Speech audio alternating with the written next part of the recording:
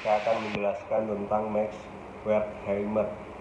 Max Wertheimer adalah tokoh tertua dari ketiga serangkai pendiri aliran psikologi Gestalt.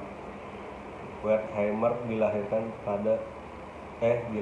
di Praha pada tanggal 15 April 1880. Dia mendapatkan gelar Ph.D. nya di bawah bimbingan Oswald Pulpe antara tahun 1910 sampai dengan 1919. Dia bekerja di Universitas Frankfurt di mana dia bertemu dengan rekan-rekan pendiri aliran Gestalt yaitu Wolfgang Horker dan Kurt Koepka. Bersama-sama dengan Wolfgang Horker 1887 sampai dengan 1667 dan Kurt Koepka 1887 sampai dengan 1994. Dia melakukan eksperimen dan akhirnya mengeluarkan ide Gestalt.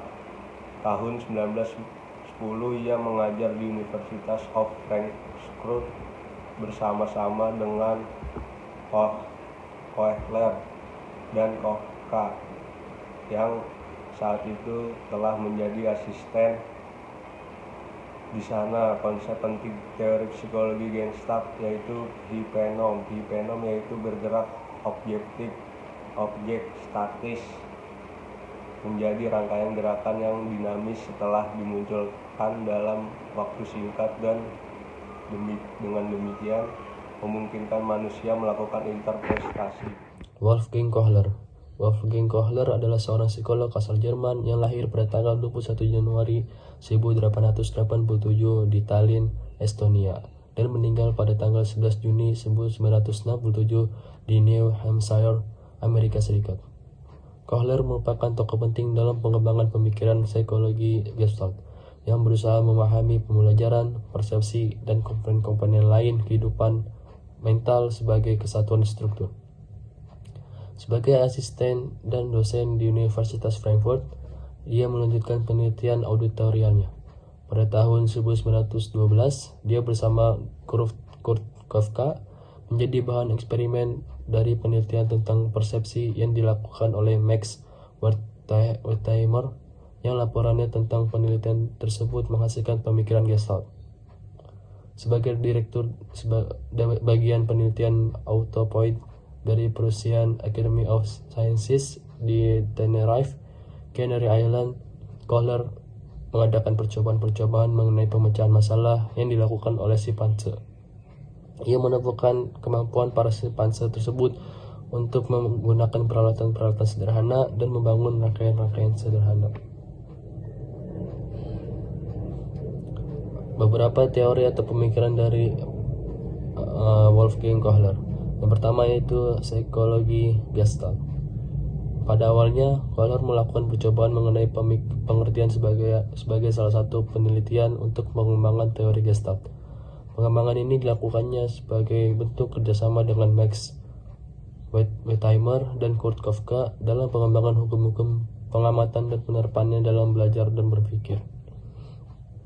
Sebuah percobaan di laboratorium yang dilakukan oleh Kohler terhadap simpanse, yang mana simpanse tersebut mampu mengambil pisang yang ada di luar kandangnya dengan cara menyambungkan dua tongkat.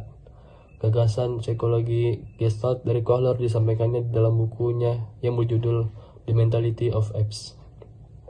Kesimpulan akhir dari bukunya yaitu keseimbangan kognitif akan terjadi pada makhluk hidup yang mengalami permasalahan hingga masalah tersebut terselesaikan. Ketidakseimbangan kognitif yang terjadi akibat adanya permasalahan tersebut akan kembali mengalami keseimbangan kognitif. Hasil percobaan Kohler menemukan bahwa penyelesaian masalah oleh makhluk hidup dilakukannya menggunakan pengertian. Memikirkan semua unsur yang dapat digunakan untuk menyelesaikan masalah menjadi bagian dari pembelajaran. Pembelajaran berakhir ketika permasalahan tersebut telah selesai dan ditemukan solusinya. Adanya solusi kemudian memberikan wawasan bagi makhluk hidup atas solusi tersebut. Percobaan yang dilakukan oleh Kohler menjadi bukti bagi pembelajaran dengan pengertian yang menjadi dasar bagi psikologi Gestalt. Hasil percobaan ini memperkuat prinsip dari psikologi Gestalt bahwa inti dari belajar adalah proses pengertian. Dimengertinya hal yang dipelajari merupakan sumber belajar yang utama. Prinsip ini bertentangan dengan behaviorisme yang menolak peranan pengertian dalam proses pembelajaran. Selanjutnya yaitu isomorfisme psikofisika. Pemikiran Kohler lebih cenderung bersifat teoritis dan filosofis.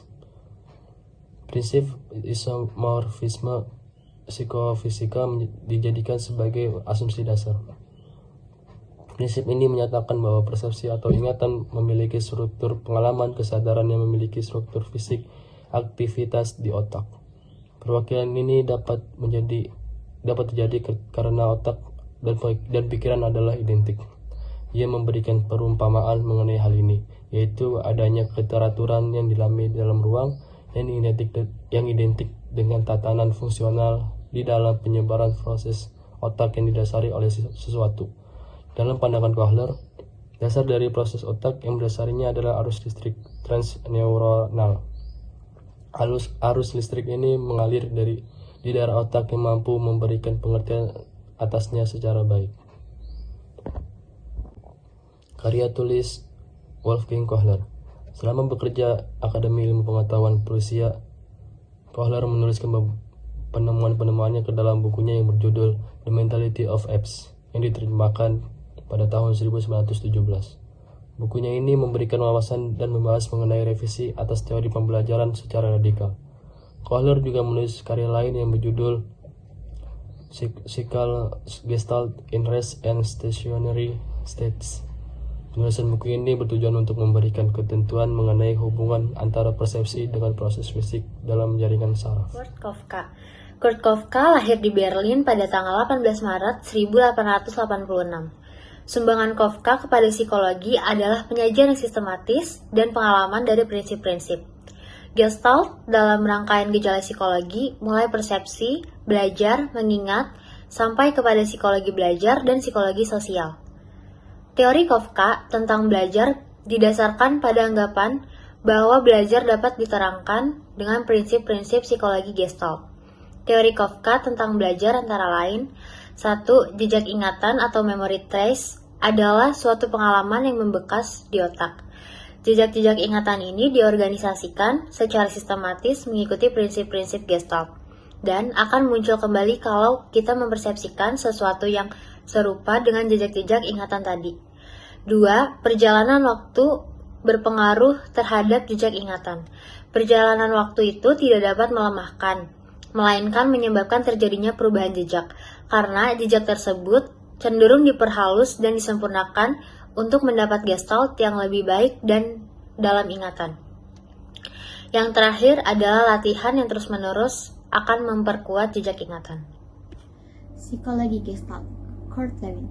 Lewin lahir di Jerman, lulus dari University of Berlin dalam bidang psikologi tahun 1914. Ia banyak terlibat dengan pemikiran Gestalt, yaitu Wertheimer dan Kohler, dan mengambil banyak konsep psychological field juga dari Gestalt. Pada saat Hitler berkuasa, Lewin meninggalkan Jerman dan melanjutkan karirnya di Amerika Serikat. Ia menjadi profesor di Cornell University dan menjadi director of the Research Center for Group Dynamics in Massachusetts Institute of Technology atau MIT hingga akhir hayatnya di usia 56 tahun. Mula-mula Lewin tertarik pada paham Gestalt, tetapi kemudian ia mengkritik teori Gestalt karena dianggapnya tidak akurat. Lewin kurang setuju dengan pendekatan Aristotelian yang mementingkan struktur dan isi segala kejiwaan. Ia lebih cenderung ke arah pendekatan yang Galilean, yaitu mementingkan fungsi kejiwaan. Konsep utama Lewin adalah life space, yaitu lapangan psikologis tempat individu berada dan bergerak. Lapangan psikologis ini terdiri dari fakta dan objek psikologis yang bermakna dan menentukan perilaku individu. Tugas utama psikologis adalah meramalkan perilaku individu berdasarkan semua fakta psikologis yang eksis dalam lapangan psikologisnya pada waktu tertentu. Life space terbagi atas bagian-bagian yang memiliki batas-batas. Batas-batas ini dipahami sebagai sebuah hambatan individu untuk mencapai tujuannya. Gerakan individu mencapai tujuan atau goal disebut locomotion. Dalam lapangan psikologis ini juga terjadi daya atau forces yang menarik dan mendorong individu mendekati dan menjauhi tujuan. Apabila terjadi ketidakseimbangan atau disequilibrium, maka terjadi ketegangan atau tension. Salah satu teori Lewin yang bersifat praktis adalah teori tentang konflik. Akibat adanya vektor-vektor yang saling bertentangan dan tarik-menarik, maka seseorang dalam suatu lapangan psikologis tertentu dapat mengalami konflik atau pertentangan batin yang jika tidak segera diselesaikan dapat mengakibatkan frustasi dan ketidakseimbangan. Berdasarkan vektor yang saling bertentangan itu, Lewis membagi 3 konflik tersebut dalam 3 jenis. Yang pertama, konflik mendekat-mendekat atau approach konflik. Konflik ini terjadi jika seseorang menghadapi 2 objek yang sama-sama bernilai positif. Yang kedua ada konflik menjauh-menjauh atau avoidance konflik. Konflik ini terjadi kalau seseorang berhadapan dengan 2 objek yang sama-sama mempunyai nilai negatif, tetapi ia tidak bisa menghindari kedua objek tersebut. Yang ketiga ada konflik menjauh-mendekat atau approach konflik. Konflik ini terjadi jika ada satu objek memiliki nilai positif dan nilai negatif sekaligus.